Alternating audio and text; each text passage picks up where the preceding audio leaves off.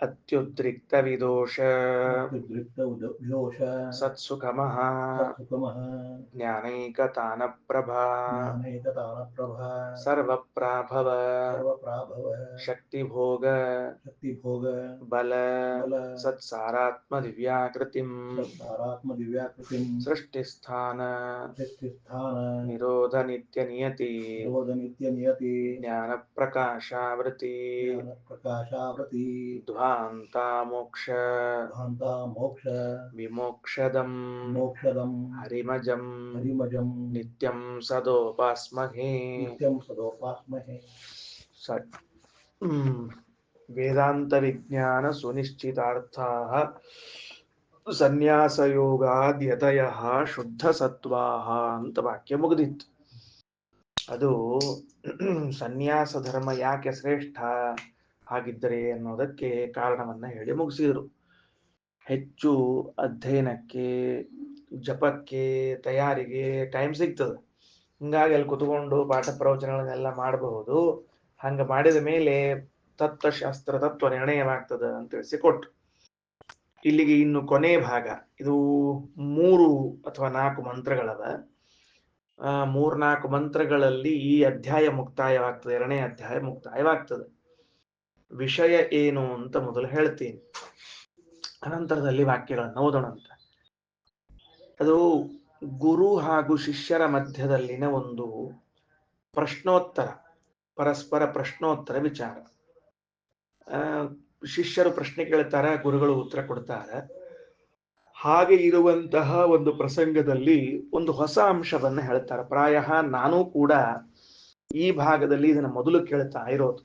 ಏನು ಅಂದ್ರೆ, ಮೋಕ್ಷವನ್ನ ಹೊಂದಿದ ಮೇಲೆ ಅಥವಾ ಮೋಕ್ಷವನ್ನ ಹೊಂದಲಿಕ್ಕೆ ಹೊರಟಾಗ ಆ ಮೋಕ್ಷ ಸುಖವನ್ನ ಅನುಭವಿಸಲು ಏನೊಂದು ಅವಕಾಶ ಇರಬೇಕು, ಅನುಭವಿಸುತ್ತೇವೆ ಅಂತಿರಬೇಕು.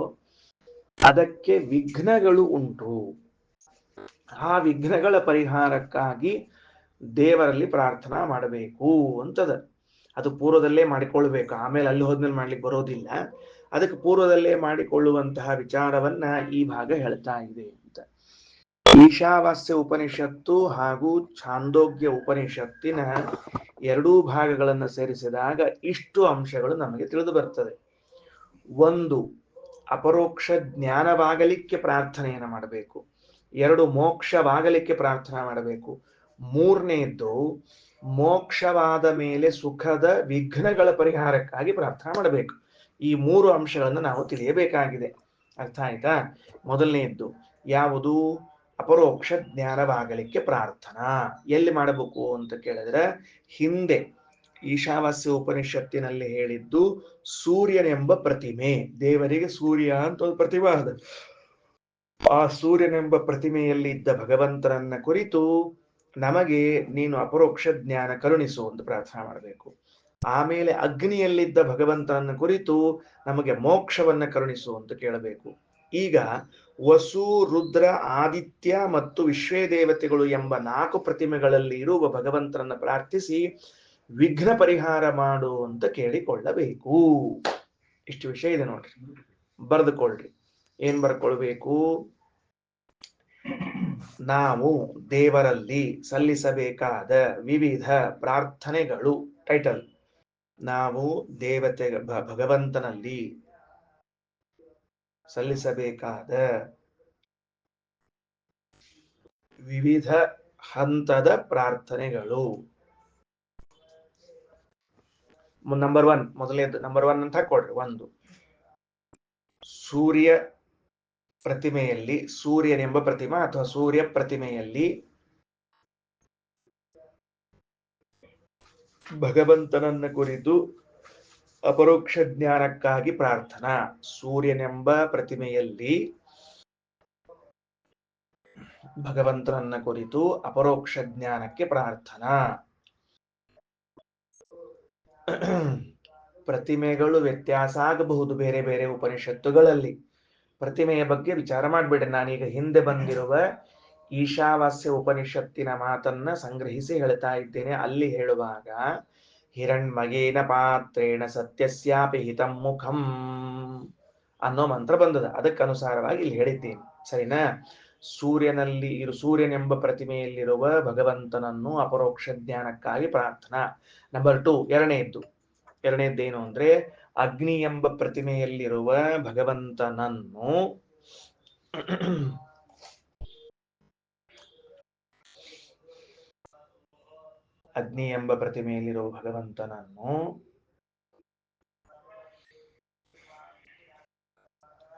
ಆಯ್ತಾ, ಭಗವಂತನನ್ನು ಮೋಕ್ಷ ಕೊಡಿಸುವುದಕ್ಕಾಗಿ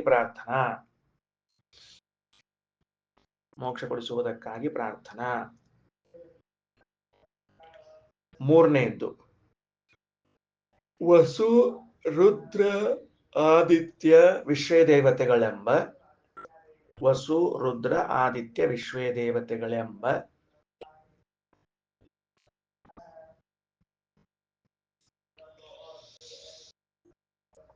ಪ್ರತಿಮೆಗಳಲ್ಲಿರುವ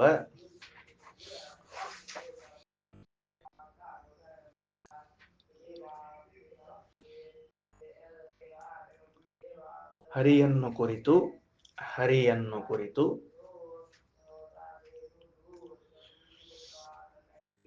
ಸರಿ ಆಯ್ತಾ, ಹರಿಯನ್ನು ಕುರಿತು ಮೋಕ್ಷದ ದ್ವಾರ ಹಾಗೂ ಮುಂದಿನ ಬರ್ಕೋಬೇಕ ಅದನ್ನ, ದ್ವಾರ ಹಾಗೂ ಅಲ್ಲಿ ಅನುಭವಿಸುವ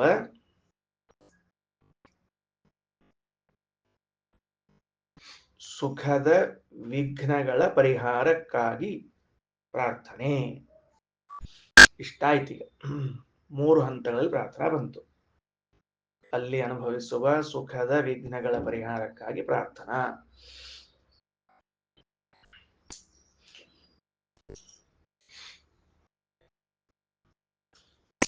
ಅದಕ್ಕ ಈ ಕೊನೆಯ ಪ್ರಾರ್ಥನಾ ಇವತ್ತು ಬರ್ತಾ ಇಲ್ಲ ಪಾಠದಾಗ.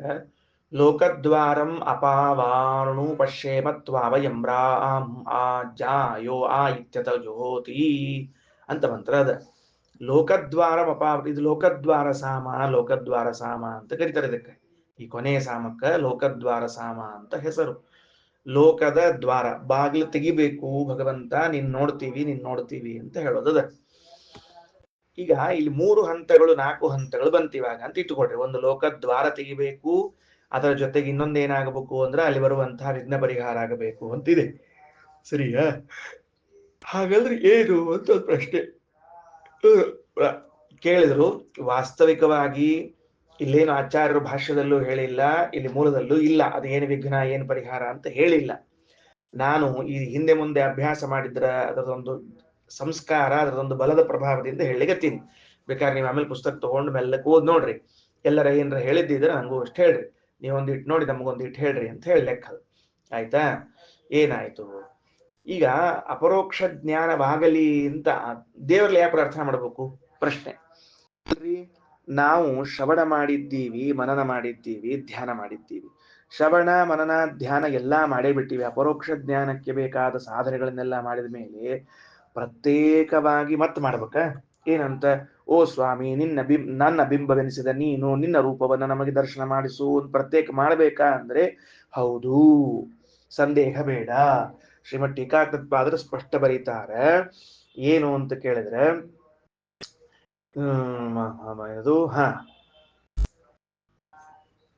ಏನು ಬರೀತಾರ ಅವರು? ಶ್ರವಣಾದಿಗಳನ್ನ ಮಾಡಿದ ಮೇಲೂ ಕೂಡ ಅನುಷ್ಠಿತ ಶ್ರವಣಾದಿಕೇನಾಪಿ ಸಾಕ್ಷಾತ್ಕಾರಾರ್ಥಂ ಭಗವತ್ ಪ್ರಾರ್ಥನಾ ಕಾರ್ಯ.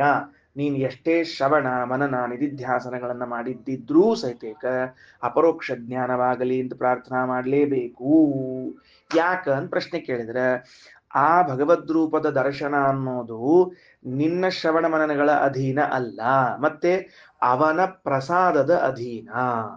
ಯಾರ ಪ್ರಸಾದ ಅಧೀನ? ಭಗವಂತನ ಪ್ರಸಾದದ ಅಧೀನ. ದೇವರ ಪ್ರಸಾದ ಅಂದ್ರೇನು? ಅವನ ಇಚ್ಛಾ. ಅವ ಇಚ್ಛಾ ಮಾಡಬೇಕು, ನಾನು ಇವನಿಗೆ ಕಾಣಿಸಿಕೊಳ್ಳುತ್ತೇನೆ ಅಂತ ಅಂದಾಗ ಮಾತ್ರ ಅವ ಕಾಣಿಸಿಕೊಳ್ತಾನ. ಹೊರತುಪಡಿಸಿ ನಾ ಇಷ್ಟು ಜನ್ಮದಿಂದ ಶ್ರವಣವನ್ನ ಮಾಡ್ಕೋತಿದ್ದೀನಿ, ಮತ್ತೆ ನನಗ್ ಕಾಣಿಸ್ಲಾರ್ದು ಇನ್ಯಾರಿಗೆ ಕಾಣಿಸ್ತಾನ ದೇವರು? ಹಿಂಗೆಲ್ಲ ಉದ್ದಡತನದ ಮಾತಾಡ್ಬೇಡ. ಏನೋ ನೀ ಬಹಳ ಶ್ರವಣ ಮನನ ಮಾಡಿ ಅಂತ ಇಲ್ಲದು, ಅಲ್ಲಿ ಅವನ ಲೆಕ್ಕದಲ್ಲಿ ಇದೆ. ಅರ್ಥ ಆಯ್ತಾ? ಒಂದು ಮೊದಲನೇ ಭಾಗ. ಹಾಗಾದರೆ ನಾನು ಎಷ್ಟೇ ಶ್ರವಣ ಮನನ ಧ್ಯಾನ ಮಾಡಿದ್ದಿದ್ರೂ ಕೂಡ ಅವನು ಇಚ್ಛೆ ಮಾಡದ ಹೊರತು ಏನಾಗುವುದಿಲ್ಲ ಅಂತಂದ್ರೆ ದರ್ಶನವಾಗುವುದಿಲ್ಲ. ಆ ಇಚ್ಛಾ ಪಡಬೇಕು, ಒಂದು ನಂಬರ್ 1. ಎರಡನೇದು ಅಪರೋಕ್ಷ ಜ್ಞಾನ ಆತ್ರಪ.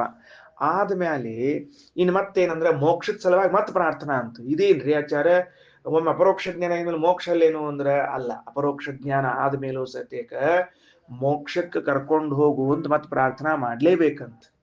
ಕಾರಣ ಏನು ಅಂತ ಕೇಳಿದ್ರೆ ಯೋಧ್ಯಸ್ಮಜ್ಜುಹುರಾಣಮೇನೋ ಭೂಯಿಷ್ಟಾಂತೆ ನಮ ಮುಕ್ತಿಂ ವಿಧೇಮ.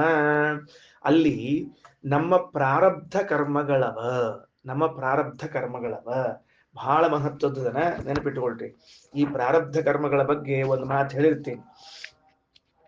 ಏನದ ಅಂತಂದ್ರ ಆಚಾರ್ಯರು ಹೇಳ್ಯಾರ, ಈ ಪ್ರಾರಬ್ಧ ಕರ್ಮಗಳು ಹೋಗುವ ತನಕ ಇವನ ಅಪರೋಕ್ಷ ಜ್ಞಾನ ಆಗಿದ್ರೂ ಸಹಿತ ಮೋಕ್ಷ ಆಗೋದಿಲ್ಲ. ನನಗೆ ಅಪರೋಕ್ಷ ಜ್ಞಾನ ಆಗಿದೆ, ನನಗೆ ನಿನ್ನೆ ಜಸ್ಟ್ ನಿನ್ನ ಸಾಯಂಕಾಲನ ಅಪರೋಕ್ಷ ಜ್ಞಾನ ಆಗ್ಬಿಟ್ಟದ. ಓ ವೆರಿ ಗುಡ್ ವೆರಿ ಗುಡ್, ನಿನ್ನ ಸಾಯಂಕಾಲನ ಅಪರೋಕ್ಷ ಜ್ಞಾನ ಆತ. ಮತ್ತೆ ಇವತ್ತ್ಯಾಕೆ ನೀವು ಮೋಕ್ಷಕ್ಕೆ ಹೋಗಿಲ್ಲ ಅಂದ್ರೆ ನಮ್ಮ ಪ್ರಾರಬ್ಧ ಕರ್ಮಗಳು ಎಷ್ಟವ ಅಂದ್ರ ಜುಹುರಾಣಂ ಏನಹ, ಮತ್ತೆ ಮತ್ತೆ ನನ್ನನ್ನು ಸಂಸಾರಕ್ಕೆ ತಂದು ಹಾಕುವಷ್ಟು ಸಮರ್ಥವಾದ ಕರ್ಮಗಳವ. ಬಹಳ ಸಮರ್ಥವಾದ, ಬಹಳ ಚಂದದ, ಬಹಳ ಚಂದದ. ಅದಕ್ಕ ಶ್ರೀಮದಾಚಾರ್ಯ ಒಂದ್ ಮಾತಂತಾರ, ಏನಂತಾರ ಅಂದ್ರೆ ಯದಸ್ಮಾನ್ ಕುರುತೆ ಅತ್ಯಲ್ಪಾನ್ ತದೇನೋಸ್ಮದ್ ವಿಯೋಜಯ. ನಮ್ಮನ್ನ ಮತ್ತೆ ಅಲ್ಪರನ್ನಾಗಿ ಮಾಡಿ ಸಂಸಾರಕ್ಕೆ ತಂದು ಹಾಕುವಂತಹದ್ದು. ರಾಯರು ಬರೀತಾರೆ, ಅಸ್ಮಾನ್ ಜುಹುರಾಣಂ ಅಲ್ಪಾನ್ ಕುರ್ವತ್ ಸಂಸಾರೇ ಪರಿವರ್ತಯತ್ ಏನಹ ಪಾಪಂ ಅನಿಷ್ಟಂ ಕರ್ಮ. ನಮ್ಮ ಅನಿಷ್ಟ ಕರ್ಮದ ಅಲ್ಲ, ಅದು ನಮ್ಮನ್ನು ತನ್ ಮತ್ತೆ ಹೋಗಿತು ಅಂತ. ಅದಕ್ಕ ಪ್ರಾರಬ್ಧ ಕರ್ಮ ಏನದ ಅದನ್ನ ನೀವು ಅನಿಷ್ಟ ಕರ್ಮ ಅಂತ ಅದಕ್ಕೆ ಹೆಸರು, ಅದನ್ನ ತೆಗೆದಬೇಕು. ತಿಳಿತಾ? ನಮಗೆ ಅನಿಷ್ಟವಾದ ಕರ್ಮ ಅದು ಬೇಡಾದದ್ದು ಪ್ರಾರಬ್ಧ, ಅದನ್ನ ಪರಿಹಾರ ಮಾಡಬೇಕು. ಇದು ಎರಡನೇ ಪ್ರಾರ್ಥನಾ. ಮೂರನೇದ್ದೇನಪ್ಪಾ ಅಂತಂದ್ರೆ ಆ ಲೋಕದ್ವಾರ. ಲೋಕದ್ವಾರ ಅಂದ್ರೆ ಏನು? ಅದು ಈಗ ಮೋಕ್ಷ ಅಂದ್ರೆ ಶ್ವೇತದ್ವೀಪ ಅನಂತಾಸನ ವೈಕುಂಠ ಅಂತ ತಿಳಿಬೇಡ್ರಿ. ಈಗ ಇಲ್ಲೇನದ ಅಂದ್ರೆ ಭೂಹು ಭುವಃ ಸ್ವಹ, ಭೂಮಿ ಅಂತರಿಕ್ಷ ಸ್ವರ್ಗ ಎಂಬ 3 ಲೋಕದಲ್ಲಿ ಮುಕ್ತರಾಗಿ ಇರುವಂಥವ್ರು ಇದ್ದಾರೆ. ಅದರಲ್ಲಿ ಕೆಲವರು ಏಕಗುಣೋಪಾಸಕರು, ಕೆಲವರು 2, ಕೆಲವರು 4 ಗುಣೋಪಾಸನೆ ಮಾಡೋರು ಇದ್ದಾರೆ. ಅವ್ರು ಪುನಃ ಇಲ್ಲೇ ಬರಬೇಕು. ಇಲ್ಲಿ ಬರುವಾಗ ಲೋಕದ್ವಾರ ಅಂತದ. ಈಗ ಉದಾಹರಣೆಗೆ ಹೆಂಗ ಅಂದ್ರೆ ನಾವು ಗುಡಿಗೆ ಹೋಗಿ ಕೂತ್ಬಿಟ್ಟಿವಿ. ಅಲ್ಲಿ ಎಲ್ಲಾ ಅದ, ನಮ್ ಕೈಯಾಗ ಮಂಗಳಾರತಿ ಬತ್ಯದ, ದೀಪದ ಧೂಪದ ಎಲ್ಲಾ ಅದ. ಅವ್ರ ಅರ್ಚಕರು ಬಂದು ಬಾಗಲಾ ತೆಗಿಯೋ ತನಕ ನಮ್ ದೇವ್ರ ದರ್ಶನ ಆಗಂಗಿಲ್ಲ. ಇದು ಸಮಸ್ಯೆ ಅದ ನೋಡ್ರಿ. ಅರ್ಚಕರು ಬಂದು ಬಾಗಲಾ ತೆಗಿಯೋ ತನಕ ದೇವ್ರ ದರ್ಶನ ಆಗಂಗಿಲ್ಲ. ಹಂಗ ಲೋಕದ್ವಾರ ಅಪಾವರಣು, ಅದನ್ನ ನೀ ಬಾಗ್ಲಾ ತೆಗಿ. ಈ ಬಾಗ್ಲಾ ತೆಗೆದ ಮೇಲೆ ಸಹಿತ ಏನಾಗಿರ್ತದ ಅಂತಂದ್ರೆ ಇನ್ನೂ ಅಲ್ಲಿ ಒಳಗೆ ಲೈಟ್ ಹಚ್ಚಿರಂಗಿಲ್ರಿ, ಆಮೇಲೆ ದೀಪ ಹಚ್ಚಿರಂಗಿಲ್ಲ. ಕೆಲವರು ಆಚಾರ ಅಡ್ಡ ಬಂದು ನಿಂತಿರ್ತಾರೆ. ಆಚಾರ ಬೆನ್ನು ಜನಿವಾರ ಕಚ್ಚಿ ಎಲ್ಲ ಕಾಣಿಸ್ತೇವೆ ದೇವ್ರ ದರ್ಶನಕ್ಕಿಂತ. ಅದಕ್ಕೆ ಇವೆಲ್ಲ ವಿಘ್ನಗಳು. ಈ ಎಲ್ಲಾ ವಿಘ್ನಗಳ ಪರಿಹಾರ ಆಗ್ಲಿ ಅಂತ ಆ ಹೋಗು. ಅದು ಎಲ್ಲೋ ಕಷ್ಟಪಟ್ಟು ಆ ಕೃಷ್ಣನ ಮುಂದೆ ದರ್ಶನಕ್ಕೆ ಹೋಗಿ ನಿಂತಿರ್ತೀವಿ. ಆ ಒಳಗೆ ಸ್ವಾಮಿಗಳು ಅಭಿಷೇಕ ಮಾಡ್ಕೋತ ನಿಂತು ಬಿಟ್ಟಿರೋದು ನಮ್ ಕೃಷ್ಣನ ದರ್ಶನ ಆಗಂಗೇ ಇಲ್ಲ. ಹಿಂಗ ಈ ಏನ್ ವಿಘ್ನಗಳವ ಈ ತರಹದ್ದು ಅವು ಸಹಿತ ಪರಿಹಾರ ಮಾಡಪಾ ಅಂತ ಕೇಳಿಕೊಳ್ಳುವ ಪ್ರಾರ್ಥನಾ ಅದು. ಇಷ್ಟವ ನೋಡ್ರಿ, ಇಷ್ಟ ಪ್ರಾರ್ಥನಾ, ಇಷ್ಟ ಹಂತವ ಪ್ರಾರ್ಥನಾ ಅದ. ಮೊದಲನೇ ಇದ್ದು ಶ್ರವಣ ಮನನಾದಿಗಳನ್ನ ಮಾಡಿದ್ದೇನೆ, ನಂದೆಲ್ಲ ಮುಗಿಸ್ಕೊಂಡ ಸಾಧನ ಬಿಂಬಾಪರೋಕ್ಷವಾಗಲಿ ಅಂತ ಒಂದು ಪ್ರಾರ್ಥನಾ. ಬಿಂಬಾಪರೋಕ್ಷವಾದ ಮೇಲೆ ಪ್ರಾರಬ್ಧ ಕರ್ಮ ಉಳಿದ ನಮ್ಮನ್ನ ಮತ್ ಸಂಸಾರಕ್ಕೆ ಹಾಕ್ಲಿಕ್ಕೆ ಅದನ್ನ ಸರಸು ಅಂತ ಮತ್ತೊಂದು ಪ್ರಾರ್ಥನಾ. ಮೋಕ್ಷಕ್ಕೆ ಕರ್ಕೊಂಡು ಹೋಗೋದು. ಹೋದ ಮೇಲೆ ಅದು ಮೋಕ್ಷದ ಬಾಗಿಲು ತೆಗಿ. ಮೊದಲು ಒಳಗಿದ್ದು ನಿನ್ ನೋಡ್ಬೇಕಾಗ್ಯದ. ಗುಡಿ ಬಾಗಿಲ ತೆಗೆದ್ಮೇಲೆ ನಿನ್ ನೋಡ್ಲಿಕ್ಕೆ ಬಂದಂಗ ನಿನ್ ನೋಡ್ಬೇಕು ಅಂದ್ರೆ ಅಡ್ಡ ಆಚಾರ ಗೋಳು ಇರಬಾರ್ದು. ಅವ್ರ ಹೆಸರೇ ಆಚಾರ ಗೋಳು ಅಂತಂದ್ರೆ ಭಯಂಕರ ಗೋಳು ಮಾಡ್ತಿರ್ತಾರೆ ಅಂತ ತಾತ್ಪರ್ಯ. ಗೊತ್ತಾಯ್ತಿಲ್ಲ? ಆಚಾರ ಯಾರು ಬಂದ್ಬಿಡ್ತಾರೆ ಹಿಂಗ ಆ ಮಂಗಳಾರತಿ ತಟ್ಟಿ ಹಿಡ್ಕೊಂಡ್ ಬಂದ್ಬಿಡ್ತಾರ. ಅದಕ್ಕೆ ಹಂಗ ಆಗ್ಬಾರ್ದು ಅಂತ ಇಷ್ಟು ಪ್ರಾರ್ಥನೆಗಳನ್ನ ಮಾಡ್ಲಿಕ್ಕತ್ತಾರ. ಸರಿ, ಅಲ್ಲಿ ಹೋದ್ಮೇಲೆ ಏನು ಪ್ರಾರ್ಥನಾ? ಮೋಕ್ಷದಲ್ಲಿ ಏನ್ ವಿಘ್ನ ಅಂದ್ರೆ ಮೋಕ್ಷದಲ್ಲಿ ಏನ್ ವಿಘ್ನ ಇಲ್ಲ, ಮೋಕ್ಷಕ್ಕೆ ಹೋಗುವಾಗಲೇ ಬರುವಂತಹ ವಿಘ್ನಗಳು ಯಾವ್ದ್ಯಾವುದು ಅಂತ ಕೇಳಿದ್ರೆ ಜೀವಾಚ್ಛಾದಿಕ ಪರಮಾಚ್ಛಾದಿಕಗಳವ. ಅದಾದ ಮೇಲೆ ಮುಖ್ಯ ಭಗವಂತನ ಇಚ್ಛಾ ಅನ್ನುವಂತಹ ಒಂದು ಆವರ್ಕ ಅದ ನಮ್ಮ ಸ್ವರೂಪದ ಮೇಲೆ. ಆ ಭಗವಂತನ ಇಚ್ಛಾಪಸರಣ ಆದಾಗ ಮಾತ್ರ ಮೋಕ್ಷ ಆಗ್ತದ ಅಂತ. ಅವ ಇಚ್ಛಾ ಮಾಡ, ನನ್ನ ಇಚ್ಛಾ ಏನು ಇದು ಮುಂದೆ ಅನುಭವಿಸ್ತೀನಿ ಸುಖ ಅಂತ ಅನ್ನೋ ತನಕಾನು ಇವಂದಾಗೋದಿಲ್ಲ. ಅದಕ್ಕೆ ಭಗವಂತನ ಇಚ್ಛಾಪಸರಣವೇ ನಮ್ಮ ಸುಖ ಅನುಭವಿಸುವುದಕ್ಕೆ ವಿಘ್ನ ಅದು. ಅಂದ್ರೆ ಅದಿದ್ರೆ ನಮಗಾಗೋದಿಲ್ಲ, ಅದನ್ನ ಸರಿಸಬೇಕು ಅಂತ ಇಷ್ಟೆಲ್ಲ ಅದನ್ನ ತಿಳಿಸಿಕೊಟ್ಟಿದ್ದಾರೆ. ಸರಿ, ಬರ್ರಿ ಈಗ ಓದೋಣಂತೆ. ಏನ್ ಮಂತ್ರಗಳು, ಏನರ್ಥ? ಬ್ರಹ್ಮವಾದಿನೋ ವದಂತಿ ಯದ್ವಸೂನಾಂ ಪ್ರಾತಃ ಸವನಂ ರುದ್ರಾಣಾಂ ಮಧ್ಯಂ ದಿನಂ ಸವನಂ ಆದಿತ್ಯಾನಾಂ ವಿಶ್ವೇಶಾಂ ದೇವಾನಾಂಚ ತೃತೀಯ ಸವನಂ. ವಾಕ್ಯ ಸಿಕ್ಕಿದೆಯಾ? 326ನೇ ಪುಟದಲ್ಲಿ ನಡೆದದೀಗ. ಬ್ರಹ್ಮವಾದಿನಃ ಅಂದ್ರೆ ಬ್ರಹ್ಮಜ್ಞಾನಿಗಳು, ಬ್ರಹ್ಮಜ್ಞಾನಿಗಳಾದ ಶಿಷ್ಯರು ಹೇಳ್ತಾರ ಏನಂತ, ಅಲ್ರಿ ಪ್ರಾತಃ ಸವನಂ ಯದ್ವಸೂನಾಂ, ಪ್ರಾತಃ ಕಾಲದಲ್ಲಿ ಮಾಡುವಂತಹ ಯಜ್ಞಗಳೆಲ್ಲವೂ ಕೂಡ ವಸುದೇವತೆಗಳಿಗೆ ಸಂಬಂಧಪಟ್ಟದ್ದು. ಮಾಧ್ಯಂದಿನಂ ಸವನಂ ರುದ್ರಾಣ, ಮಧ್ಯಾಹ್ನದಲ್ಲಿ ಮಾಡುವಂತಹ ಯಜ್ಞಗಳೆಲ್ಲವೂ ಕೂಡ ರುದ್ರರಿಗೆ ಸಂಬಂಧಪಟ್ಟದ್ದು. ಈಗ ಆದಿತ್ಯಾನಾಂ ವಿಶ್ವೇಶಾಂ ದೇವಾನಾಂ ಚ ತೃತೀಯ ಸವನಂ, ಆದಿತ್ಯರಿಗೂ ವಿಶ್ವೇ ದೇವತೆಗಳಿಗೂ ಸಂಬಂಧಪಟ್ಟದ್ದು ಮೂರನೇ ಸವನ. ಕೋತರಿಹಿ ಯಜಮಾನಸ್ಯ ಲೋಕಃ, ಮತ್ತು ಇವರೇ ಎಲ್ಲಾ ಕಡೆ ತುಂಬ್ಕೊಂಡ್ಬಿಟ್ರೆ ಯಜಮಾನನಿಗೆ ಲೋಕ ಯಾವುದು? ಯಜಮಾನ ಲೋಕ ಯಾವುದಪ್ಪ? ಇತಿ ಸಹ ಯಹ ತಮ್ನ ವಿದ್ಯಾತ್ ಕಥಂ ಕುರ್ಯಾದತ ವಿದ್ವಾನ್ ಕುರ್ಯಾತ್. ಇಷ್ಟು ಪ್ರಶ್ನೆ ಕೇಳಿದ್ರಂತ ಶಿಷ್ಯರು. ಅದಕ್ಕೆ ಗುರುಗಳು ಉತ್ತರ ಹೇಳಿದ್ರಂತ, ಅಲ್ಲೋ ಹೆಂಗ ನೀವು ಪಡಿತೀರಿ ಲೋಕಗಳನ್ನ ಅಂತ ಗೊತ್ತಿಲ್ದ ನೀವು ಹೆಂಗ್ ಯಜ್ಞ ಮಾಡ್ತೀರಪ್ಪಾ ಅಂತ ಕೇಳಿದ್ರಂತ. ತಾತ್ಪರ್ಯ ಹೆಂಗದ, ಮೂಲದಲ್ಲಿ ಹೆಂಗದ ಅಂತಂದ್ರೆ, ಶಿಷ್ಯರು ಬ್ರಹ್ಮಜ್ಞಾನಿಗಳು, ಅವರು ಶಾಸ್ತ್ರವನ್ನ ಬಲ್ಲವರೇ, ಪರಮಾತ್ಮನನ್ನ ತಿಳಿದವರೇ. ಪ್ರಶ್ನೆ ಏನ್ ಮಾಡ್ಲಿಕ್ಕತ್ತಾರ, ವಸು ರುದ್ರ ಆದಿತ್ಯ ವಿಶ್ವೇ ದೇವತೆಗಳು ಅಂತ ಇದ್ದಾರೆ. ಕ್ರಮವಾಗಿ ಭೂಹು ಭುವಃ ಸ್ವಹ ಎಂಬ 3 ಲೋಕಗಳು. ಭೂಹು ಎಂಬ ದೇವತೆಗಳು, ಇದು ಲೋಕಕ್ಕೆ ವಸು ಎಂಬ ದೇವತೆಗಳು ತದಂತರ್ಗತನಾದ ಪರಮಾತ್ಮ. ಭುವಃ ಎಂಬ ಅಂತರಿಕ್ಷ ಲೋಕಕ್ಕೆ ಏಕಾದಶ ರುದ್ರರು ತದಂತರ್ಗತನಾದ ಪರಮಾತ್ಮ. ಸ್ವಹ ಎಂಬ ಲೋಕಕ್ಕೆ 12 ಆದಿತ್ಯರು ಹಾಗೂ ವಿಶ್ವೇ ದೇವತೆಗಳು. ಇವರು ಅದಕ್ಕೆ ಅಭಿಮಾನಿಗಳಾಗ್ಯಾರ.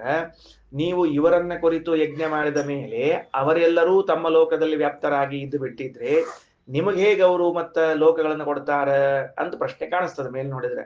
ಹಂಗ ಅರ್ಥ ಅಲ್ಲ. ಅವರಲ್ಲಿ ಇರುವಂತಹ ಭಗವಂತನಲ್ಲಿ ಪ್ರಾರ್ಥನೆ ಮಾಡುವಂತಹ ವ್ಯವಸ್ಥೆ ಇದು ಅಂತ ಶ್ರೀಮದ್ ಆಚಾರ್ಯ ತಿಳಿಸ್ತಾರೆ. ಅದಕ್ಕೆ ಗುರು ಹೇಳಿದಂತ, ಯಸ್ತಂನ ವಿದ್ಯಾತ್ ಕಥಂ ಕುರ್ಯಾತ್ ತಥ ವಿದ್ವಾನ್ ಕುರ್ಯಾತ್. ಯಾರು ಈ ವಸುರುದ್ರ ಆದಿತ್ಯ ವಿಶ್ವೇ ದೇವತೆಗಳಲ್ಲಿ ಇರುವ ಪರಮಾತ್ಮನನ್ನು ತಿಳಿಯದೇ ಹೋಮಿಸ್ತಾರೋ, ಆ ಹೋಮ ಅಥವಾ ಯಜ್ಞವೆಂಬ ಕರ್ಮದಿಂದ, ಅಂದ್ರೆ ಶ್ರವಣ ಮನನಾದಿಗಳೆಲ್ಲ ಆಗ್ಯಾವ, ಯಜ್ಞವೂ ಮಾಡ್ತಿದ್ದಾರೆ, ಇದರಿಂದ ನಾವು ಮೋಕ್ಷವನ್ನು ಪಡಿತೇವೆ ಅಂತ ಹೋಗ್ತಾರೆ, ಅವರು ಅಜ್ಞಾನಿಗಳೆನಿಸ್ಕೋತಾರೆ. ಯಾಕ? ಸರಿಯಾಗಿ ಭಗವಂತರನ್ನ ಅರಿತುಕೊಂಡಿಲ್ಲ. ನೋಡ್ರಿ, ಪುರಾ ಪ್ರಾತರನುವಾಕಸ್ಯ ಉಪಾಕರಣಾತ್ ಜಗನೇನ ಗಾರ್ಗಪತ್ಯಸ್ಯ ಉದಂಮುಖ ಉಪವಿಶ್ಯ ಸ ವಾಸವಂ ಅಭಿಗಾಯತಿ. ಪ್ರಾತರನುವಾಕ ಅಂತ ಅವೆಲ್ಲ ಹೋಮಗಳು. ಅದಕ್ಕಿಂತ ಮೊದಲು ಉಪಾಕರಣಾತ್ ಜಗನೇನ ಗಾರ್ಗಪತ್ಯಸ್ಯ, ಗಾರ್ಗಪತ್ಯಾಗ್ನಿಯ ಪಶ್ಚಿಮಕ್ಕೆ ಹೋಗಿ ಕೂತ್ಕೊಂಡು ಉದಂಮುಖ ಅಂದ್ರೆ ಪ್ರಾತಃಸವನದಲ್ಲಿ ಹೋತ್ರು ಪ್ರಾತರನುವಾಕ ಎಂಬುವಂತಹ ಶಸ್ತ್ರಮಂತ್ರವನ್ನ ಪಠಿಸ್ಲಿಕ್ಕೆ ಪ್ರಾರಂಭ ಮಾಡೋಕ್ಕಿಂತ ಮೊದಲು ಯಜಮಾನ ಗಾರ್ಗಪತ್ತ ಅಗ್ನಿಯ ಪಶ್ಚಿಮದಲ್ಲಿ ಉತ್ತರಾಭಿಮುಖವಾಗಿ ಕುಳಿತುಕೊಂಡು, ಇವೆಲ್ಲ ಗದ್ಲದ, ಅವೆಲ್ಲ ಎಲ್ಲಿ ಕೊಡ್ತಾ ಮಾಡ್ತಾ ನಮ್ಗೆ ತಿಳಿಯುವುದೂ ಇಲ್ಲ, ಇಷ್ಟು ತಿಳ್ಕೊಂಡ್ಬಿಡ್ರಿ. ಒಟ್ಟ ಪ್ರಾತಃಸವನ ಅಂದ್ರೆ ಬೆಳಗಿನ ಕಾಲದಲ್ಲಿ ಮಾಡುವಂತಹ ಯಜ್ಞ. ಆ ಯಜ್ಞಕ್ಕೆ ಸಂಬಂಧಪಟ್ಟಾಗ ಆ ಪುರೋಹಿತ ಬಂದು ಒಂದು ಮಂತ್ರ ಹೇಳಬೇಕು. ಆ ಹೇಳೋಕ್ಕಿಂತ ಮೊದಲು ಇದು ಪ್ರಾತರನುವಾಕ ಅಂತ ಒಂದು ಶಸ್ತ್ರ ಮಂತ್ರ, ಅದರ ಪಠನ ಮಾಡುವಕ್ಕಿಂತ ಮೊದಲು ಯಜಮಾನ ಏನ್ ಮಾಡ್ಬೇಕು ಅಂದ್ರೆ ಗಾರ್ಗಪತ್ಯಾಗ್ನಿ ಅಂತ ಇರ್ತದಂತ. ಆ ಗಾರ್ಗಪತ್ಯಾಗ್ನಿಯ ಪಶ್ಚಿಮಕ್ಕೆ ಹೋಗಿ ಅಲ್ಲಿ ಕುಳಿತುಕೊಂಡು ಉತ್ತರಾಭಿಮುಖನಾಗಿ ಈ ಮಂತ್ರವನ್ನು ಹೇಳಬೇಕಂತವ. ಉದಂಗ್ಮುಖ ಉಪವಿಶ್ಯ ಸ ವಾಸವಂ, ವಾಸವಂ ಅಂದ್ರೆ ವಸುದೇವತೆಗಳು. ಸಾಮ ಅಭಿಗಾಯತಿ, ಸಾಮವನ್ನು ಹೇಳ್ತಾನಂತ. ಏನಂತ? ಲೋಕದ್ವಾರಂ ಅಪಾವಾರ್ಣೋ ಪಶ್ಯೇಮತ್ವಾ ವಯಂ ರಾಹೂಂ ಆಜಾಯೋ ಆಯಿತ್ಯತ. ಇಷ್ಟು ತನಕ ಅದ ಮಂತ್ರ. ಅದು ಆ ಮಂತ್ರಕ್ಕೆ ಬರುವಂತಹದ್ದು ಮಧ್ಯದಲ್ಲಿ 3 ನಂಬರ್ ಹಾಕ್ಯಾರ ನೋಡ್ರಿ, ಅವನ್ನೆಲ್ಲ 3 ಸತಿ ಹೇಳ್ಬೇಕು ಅಂತ ಅರ್ಥ. ಲೋ ಅನ್ನೋಲ್ಲಿ ಮತ್ತೆ 3 ಮೊದಲು ಏನ್ ಸಾಮಗಾನ ಮಾಡ್ತಾರ, ಲೋಕದ್ವಾರ ಸಾಮ ಅಂತ ಹೆಸರಂತ ಅದಕ್ಕೆ. ಓ ಹರಿಯೇ, ಅಷ್ಟವಸುಗಳಲ್ಲಿ ಇರುವಂತಹ ಹರಿಯೇ. ವಸುಗಳು ಎಷ್ಟು ಮಂದಿ? 8 ಮಂದಿ, 8 ರೂಪಗಳು ಭಗವಂತನದ್ದು. 8 ಮಂದಿ 8 ಭಗವದ್ ರೂಪಗಳು ತಿಳಿದಿಲ್ಲ? 8 ಮಂದಿ 8 ಭಗವದ್ ರೂಪಗಳು, ಅವುಗಳ ಪ್ರಾರ್ಥನೆ ಮಾಡಬೇಕು. ಲೋಕದ್ವಾರಂ ಅಪಾವಾರ್ಣು, ಲೋಕದ್ವಾರ, ನಾವು ಯಾವ ಲೋಕವನ್ನು ಹೊಂದಬೇಕಾಗಿರೋದು ಆ ಲೋಕದ ದ್ವಾರ ಬಾಗಿಲು, ಅದನ್ನ ಅಪಾವೃಣು ಸರಸು, ಬಾಗಲ ತೆಗಿ. ಏನ್ ಮಾಡ್ಬೇಕು ಮುಂದೆ? ಪಶ್ಯೇಮತ್ವಾ ವಯಂ, ನಾವು ನಿನ್ನನ್ನು ನೋಡ್ತೀವಿ. ಹೇಳಿದ್ನಲ್ಲ, ಗುಡಿ ಬಾಗಲ ತೆಗೆದುಕೊಳ್ಳಿ, ಒಳಗಿನ ದೇವ್ರು ಕಾಣ್ತಾನೆ. ಅಲ್ಪ ಅಲ್ಲಿ ಹೋಗಿ ಏನ್ ಮಾಡ್ಬೇಕಾಗ್ಯದ ಮುಂದೆ ಅಂದ್ರೆ ವಯಂ ರಾಜ್ಯಾಯೋ, ನಾವು ರಾಜ್ಯ, ಅಲ್ಲಿ ರಾಜ್ಯವನ್ನ ಆಳ್ಲಿಕ್ಕೆ, ಅಲ್ಲಿ ರಾಜ್ಯ ಆಳೋದಂದ್ರೆ ಆನಂದವನ್ನ ಅನುಭವಿಸ್ಲಿಕ್ಕೆ ಏನದ ಅಲ್ಲಿ ವಿಘ್ನಗಳಿದ್ರೆ ಅದನ್ನು ಪರಿಹಾರ ಮಾಡು. ಅದಕ್ಕೆ ಭಾಷೆಯೊಳಗೆ ಹೇಳ್ತಾರೆ ಶ್ರೀಮದಾಚಾರ್ಯ ಇತ್ಯಥ ಜುಹೋತಿ. ಹೀಗೇನ್ ಮಾಡ್ತಾರ ಅಂದ್ರೆ ಹೋಮ ಮಾಡ್ತಾರ. ಇದಿಷ್ಟು ಪ್ರಾರ್ಥನಾ. ಅಥ ಜುಹೋತಿ, ಇನ್ನು ಮುಂದೆ ಹೋಮ ಮಾಡ್ತಾರ. ನಮೋಗ್ನಯೇ ಪೃಥಿವೀಕ್ಷಿತೆ ಲೋಕಕ್ಷಿತೆ ಲೋಕಂ ಮೇ ಯಜಮಾನಾಯ ವಿಂದೈಷವೇ ವೈ ಯಜಮಾನಸ್ಯ ಲೋಕ ಏತಾಸ್ಮ್ಯತ್ರ ಯಜಮಾನ ಪರಸ್ತಾದಾಯುಷಃ ಸ್ವಾಹ ಅಪಜಹಿ ಪರಿಗಮಿತ್ಯುಕ್ತೋತ್ತಿಷ್ಠತಿ ತಸ್ಮೈ ವಸವಃ ಪ್ರಾತಃ ಸವನಂ ಸಂಪ್ರಯಚ್ಛತಿ. ಮೊದಲನೇದು ಪ್ರಾರ್ಥನಾ, ಎರಡನೇದು ಹೋಮ. ಅಥ ಜುಹೋತಿ, ಇಷ್ಟು ಪ್ರಾರ್ಥಿಸಿಕೊಂಡು ಇನ್ನು ಮುಂದೆ ಹೋಮ ಮಾಡ್ತಾನಂತವ. ಏನಂತಾನ? ನಮೋ ಅಗ್ನಗೆ ಪೃಥಿವೀಕ್ಷಿತೆ ಲೋಕಕ್ಷಿತೆ, ಪೃಥಿವಿಗೆ ಒಡೆಯಲಾದ ಲೋಕಕ್ಕೆ ಒಡೆಯಲಾದ ಓ ಹರಿಯೇ, ಲೋಕಂ ಮೇ ಯಜಮಾನಾಯ, ಈ ಯಜ್ಞಕ್ಕೆ ಯಜಮಾನಾದ ನನಗೆ, ಲೋಕಂ ಬಿಂದ ಲೋಕವನ್ನ ಕೊಡು. ಏಷ ವೈ ಯಜಮಾನಸ್ಯ ಲೋಕಃ, ಇದು ಹೋಮಿಸುವ ಯಜಮಾನನ ಲೋಕ.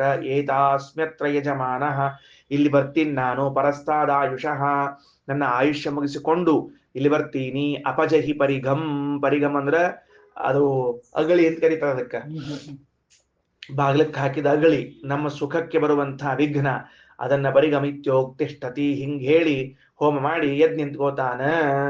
ತಸ್ಮೈ ವಸವಃ ಪ್ರಾತಃಸವನಂ ಸಂಪ್ರಯಚ್ಛತಿ, ಅವರಿಗೆ ಪ್ರಾತಃಸವನದ ಅಧಿಪತಿಗಳಾದ ವಸುದೇವತೆಗಳು ಆ ಭಾಗವನ್ನ, ಆ ಭಾಗ್ಯವನ್ನ ಕರುಣಿಸುತ್ತಾರೆ. ತಿಳಿತಾ? ಏನಂತ ತಿಳ್ಕೊಂಡು ಓಕೆ. ಮೊದಲನೇ ಮಂತ್ರದಲ್ಲಿ ಗುರು ಶಿಷ್ಯರಲ್ಲಿ ಪ್ರಾರ್ಥನಾ. ಹೌದು, ನಾವು ಯಾವ ಲೋಕವನ್ನ ಕುರಿತು ಹೋಗ್ತೀವಿ, ಎಲ್ಲಿ ಬರ್ತೀವಿ ಅಂತ ಗೊತ್ತೇ ಇಲ್ಲ. ಇಷ್ಟೆಲ್ಲಾ ಕರ್ಮವನ್ನ ಮಾಡಿದ್ರು ನಮಗೇನ್ ಪ್ರಯೋಜನ ಅಂತ ಪ್ರಶ್ನೆ ಶಿಷ್ಯರದ್ದು. ಅದಕ್ಕೆ ಗುರುಗಳ ಉತ್ತರ ಏನು ಅಂದ್ರೆ, ಅಲ್ಲೂ ತಿಳಿಲಾರದ ಕರ್ಮ ಹೆಂಗ್ ಮಾಡ್ತಿರೋ, ತಿಳ್ಕೊಂಡು ಕರ್ಮ ಮಾಡ್ರಿಯೋ.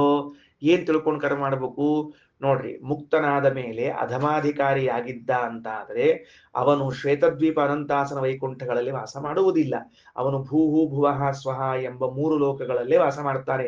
ಮುಕ್ತನಾದ ಮೇಲೂ, ಮರಿಬೇಡ್ರಿ, ಮುಕ್ತನಾದ ಮೇಲೂ ಅಂದ್ರೆ ಇಲ್ಲಿಂದ ಒಂದ್ ಸರ್ತಿ ಎಲ್ಲಿ ಹೋಗ್ತಾನ?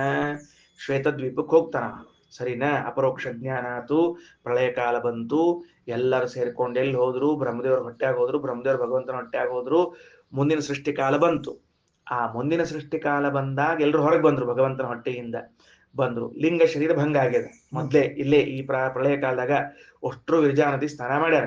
ವಿರಜಾ ನದಿ ಸ್ನಾನ ಮಾಡಿ ಎಲ್ಲಾ ಕಳ್ಕೊಂಡು ಅಲ್ಲಿ ಹೋಗಿ ಶ್ವೇತದ್ವೀಪ ದರ್ಶನಂ ನಿಮಿತ್ತೀಕೃತ್ಯ ಆ ಶ್ವೇತದ್ವೀಪ ದರ್ಶನವನ್ನ ಮಾಡಿಕೊಂಡು ಮಾಯಾಪತಿ ವಾಸುದೇವ ದರ್ಶನ ಆಗ್ತದೆ. ಆದ ಮೇಲೆ ಅಲ್ಲಿ ಅಧಿಕಾರಿಗಳು ಬೇರೆ ಬೇರೆ ಆಗ್ಬಿಡ್ತಾರೆ. ಭಗವಂತ ನೀ ಅಲ್ಲಿ ಹೋಗಿ, ನೀ ಇಲ್ಲಿ ಹೋಗಿ, ನೀ ಇಲ್ಲಿ ಹೋಗಿ ಅಂತ ಕಳಿಸ್ಬಿಡ್ತಾನ ಅವ್ರನ್ನ. ಅರ್ಥ ಆಯ್ತಾ? ಅದರಲ್ಲಿ ಏಕಗುಣೋಪಾಸಕರು ಅಂತ ಇರ್ತಾರೆ. ಅವರು ಅಪರೋಕ್ಷ ಜ್ಞಾನ ಮಾಡಿಕೊಂಡು ಲಿಂಗ ಶರೀರ ಭಂಗ ಮಾಡಿಕೊಂಡು ಅಲ್ಲಿ ತನಕ ಹೋಗಿ ಭಗವದ್ ದರ್ಶನ ಮಾಡಿಕೊಂಡು ನೀ ತೆಳಗೆ ಭೂಲೋಕಕ್ಕೆ ಹೋಗು ಅಂದ್ಬಿಡ್ತಾನೆ ದೇವರು. ಆ ಸ್ವಾಮಿ ಅಂತ ಹೇಳಿ ಅವನ ಆದೇಶದಂತೆ ಈ ಭೂಲೋಕಕ್ಕೆ ಬರ್ತಾರೆ. ಈ ಭೂಲೋಕದಲ್ಲಿ ಅವರು ಎಲ್ಲಾರು ನೋಡ್ತಿರ್ತಾರೆ ನಮ್ಮನ್ನೆಲ್ಲಾರನು. ಅವ್ರು ಮಾತ್ರ ಆನಂದದಿಂದ ಇರ್ತಾರೆ. ಅವರಿಗೆ ದುಃಖ ಇಲ್ಲ, ನೋವಿಲ್ಲ, ಮಳೆ ಇಲ್ಲ, ಚಳಿ ಇಲ್ಲ, ಗಾಳಿ, ಏನೇನೇನು ತೊಂದರೆ ಇಲ್ಲ, ಆರಾಮಿರ್ತಾರೆ. ವೈಕುಂಠದಾಗ ಎಷ್ಟು ಸುಖ ಅನುಭವಿಸೋಕೆ ಆ ಸುಖವನ್ನು ಇಲ್ಲೇ ಅನುಭವಿಸ್ತಾರೆ. ಇವರೇನು ಏಕಗುಣೋಪಾಸಕರಿದ್ದಾರಲ್ಲ, ಇವರು ಪೂರ್ವದಲ್ಲಿ ಕರ್ಮಗಳನ್ನ ಮಾಡುವಾಗ ಈ ತರಹದ ಪ್ರಾರ್ಥನೆ ಮಾಡ್ಕೊಂಡಿರ್ತಾರೆ. ಏನಂತ ಪ್ರಾರ್ಥನೆ ಮಾಡ್ಕೊಂಡಿರ್ತಾರೆ? ಗಾರ್ಹಪತ್ಯಾಗ್ನಿಯ ಪಶ್ಚಿಮಕ್ಕೆ ಹೋಗಿ ನಿಂತುಕೊಂಡು ಉತ್ತರಾಭಿಮುಖರಾಗಿ ವಸುದೇವತೆಗಳ ಅಂತರ್ಗತನಾದ ಪರಮಾತ್ಮಲ್ಲಿ ಪ್ರಾರ್ಥನಾ. ಸ್ವಾಮಿ, ಲೋಕದ್ವಾರ ಅಪಾವಾರಣೋ, ಬಾಗ್ಲ ತೆಗಿಪಾರ, ನೋಡ್ಕೋತೀನಿ ನಿನ್ನ ದರ್ಶನ ಮಾಡ್ಕೋತೀವಿ. ಆ ದರ್ಶನದ ಫಲವಾಗಿ ನಮಗೇನಾಗಬೇಕು ಅಂದ್ರೆ ಇಲ್ಲಿ ಇರುವಾಗ ಯಾವುದೇ ವಿಘ್ನಗಳು ಬರುವುದು ಬೇಡ, ಸುಖವನ್ನು ಅನುಭವಿಸಬೇಕು ನಾವು ಅಂತ ಪ್ರಾರ್ಥನಾ ಮಾಡ್ತಾರೆ. ಆಗ ಆ ಅಷ್ಟವಸುಗಳ ಅಂತರ್ಗತನಾದ ಪರಮಾತ್ಮ ಅವುಗಳನ್ನು ಕರುಣಿಸುತ್ತಾನೆ. ವಿಷಯ ಇಷ್ಟದ. ಮುಂದ ಇನ್ನು ಎರಡನೇದ್ದು, ಪುರಾಮಾಧ್ಯಂದಿನಸ್ಯ ಸವನಸ್ಯ ಉಪಾಕರಣಾತ್ ಜಗನೇನ ಆಗ್ನೇಧ್ರಿಯಸ್ಯ ಉದಂಕ ಉಪವಿಶ್ಯ. ಇದು ಅದೇ ಪ್ರಕಾರ ಮಧ್ಯಂದಿನ ಸವನ. ಅಲ್ಲಿ ಆಗ್ನೇಧ್ರಿಯ ಅಂತ ಏನಿರ್ತಾನವ, ಅವ ಯಾರಪ್ಪ? ಆಗ್ನೇಧ್ರಿಯನು ಆಗ್ನೇಧ್ರ ಎಂಬುವಂತಹ ದಕ್ಷಿಣಾಗ್ನಿಯ ಪಶ್ಚಿಮದಲ್ಲಿ ಕುತ್ಕೊಂಡು ಮಾಧ್ಯಂದಿನ ಸವನ. ಆಗ್ನೇಧ್ರಿಯ ಅಂದ್ರೆ ದಕ್ಷಿಣಾಗ್ನಿ, ಅದರ ಪಶ್ಚಿಮಾಭಿಮುಖವಾಗಿ ಪಶ್ಚಿಮದಲ್ಲಿ ಹೋಗಿ ಕೂತ್ಕೊಂಡು ಉತ್ತರಾಭಿಮುಖನಾಗಿ ರೌದ್ರಂ ಸಾಮ ಅಭಿಗಾಯತಿ. ರೌದ್ರ ಸಾಮವನ್ನು ಹೇಳ್ತಾನ. ರೌದ್ರ ಸಾಮ ಅಂದ್ರೆ ಅದು ಲೋಕದ್ವಾರ ಸಾಮ ಅಂತೆ. ಏನಂತಾನ? ಲೋಕದ್ವಾರಮಪಾವಾರಣೋ ಪಶ್ಯೇವತ್ವಾ ವಯಂ ವಿರಾಹು ಆಜ್ಜಾಯೋ ಆ ಇತ್ಯತ.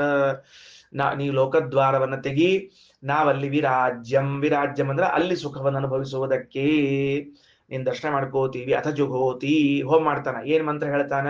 ನಮೋ ವಾಯವೇ ಅಂತರಿಕ್ಷಿತೆ ಲೋಕಕ್ಷಿತೆ ಲೋಕಂ ಮೇ ಯಜಮಾನಾಯ ವಿಂದೈಷ ವೈ ಯಜಮಾನಸ್ಯ ಲೋಕ ಏತಾಸ್ಮ್ಯತ್ರ ಯಜಮಾನ ಪರಸ್ತಾತ್ ಆಯುಷ ಸ್ವಾಹ ಅಪಜಹಿ ಪರಿಗಮಿತ್ಯುಕ್ತೋ ತಿಷ್ಠತಿ ತಸ್ಮೈ ರುದ್ರಾವಾದ್ಯಂದಿನ ಸವನಂ ಸಂಪ್ರಯಚ್ಛತಿ.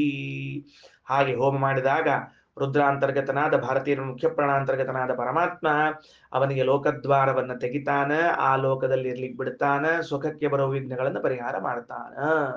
ಇಷ್ಟು ವಿಷಯ ಕಲ್ಪನಾ ಬಂತ. ಹಿಂದ್ ಹೆಂಗದ ಹಂಗಿಲ್ಲಿ. ಇಲ್ಲಿ ಏಕಾದಶ ರುದ್ರರಷ್ಟೇ. ಇಲ್ಲಿ ಅಂತರಿಕ್ಷ ಲೋಕ.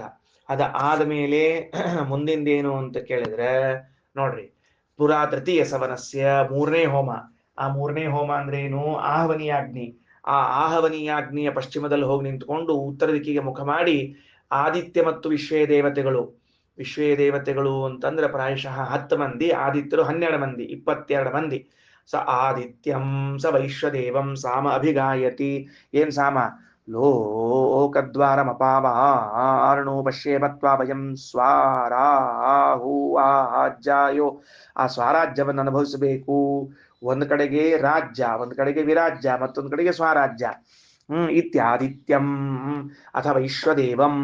ಏನ್ ಕೇಳ್ತಾರ? ಲೋಕದ್ವಾರಮಪಾವಾರ್ಣೋ ಪಶ್ಯೇಮತ್ವಾ ಭಯಂ ಸಾಮ್ನಾಹೂ ಆಂ ಜಾಯೋ ಆಯಿತ್ಯತಜ್ಜುಹೋತಿರಮ ಆದಿತ್ಯೇಭ್ಯಶ್ಚ ವಿಶ್ವೇಭ್ಯಶ್ಚ ದೇವೇಭ್ಯೋ ದಿವಿಕ್ಷಿಭ್ಯೋ ಲೋಕಕ್ಷಿಭ್ಯೋ ಲೋಕಂ ಮೇ ಯಜಮಾನಾಯ ವಿಂದತೈಷ ವೈ ಯಜಮಾನಸ್ಯ ಲೋಕ ಏತಾಸ್ಮ್ಯತ್ರ ಯಜಮಾನಃ ಪರಸ್ತಾದಾಯುಷ ಸ್ವಾಹ ಅಪಜಹಿ ಪರಿಗಮಿತ್ಯುಕ್ತೋ ತಿಷ್ಠತಿ ತಸ್ಮಾದಿತ್ಯಾಶ್ಚ ವಿಶ್ವೇ ಚ ದೇವಾಸ್ತೃತಿ ಸವನಂ ಸಂಪ್ರಯಚ್ಛತಿ. ಹಾಗೆ ಅವರನ್ನ ಪ್ರಾರ್ಥನಾ ಮಾಡಿಕೊಂಡಾಗ ಅವರು ಅಂದ್ರೆ 22 ರೂಪಗಳಲ್ಲಿದ್ದ ಭಗವಂತ ಅವರಿಗೆ ಸ್ವರ್ಗಲೋಕದಲ್ಲಿದ್ದ ಅದೇನು ದ್ವಾರ, ಬಾಗಲು ಅದನ್ನು ತೆಗಿತಾನ, ತನ್ನ ರೂಪವನ್ನು ದರ್ಶನ ಕೊಡ್ತಾನ, ಅಲ್ಲಿ ನಿರ್ವಿಘ್ನವಾಗಿ ಸುಖ ಅನುಭವಿಸುವಂತೆ ಮಾಡ್ತಾನ. ಇಷ್ಟು ವಿಷಯ ತಿಳಿತಾ. ಏಷ ವೈ ಯಜ್ಞಸ್ಯ ಮಾತ್ರ ವೇದ ಯೈವಂ ವೇದ ಯೈವಂ ವೇದ. ಅಧ್ಯಾಯ ಮುಗಿಸ್ಲಿಕತ್ತಾರ. ಮುಗಿಸುವಾಗ ಈ ಮಾತನ್ನು ಹೇಳ್ತಾರ.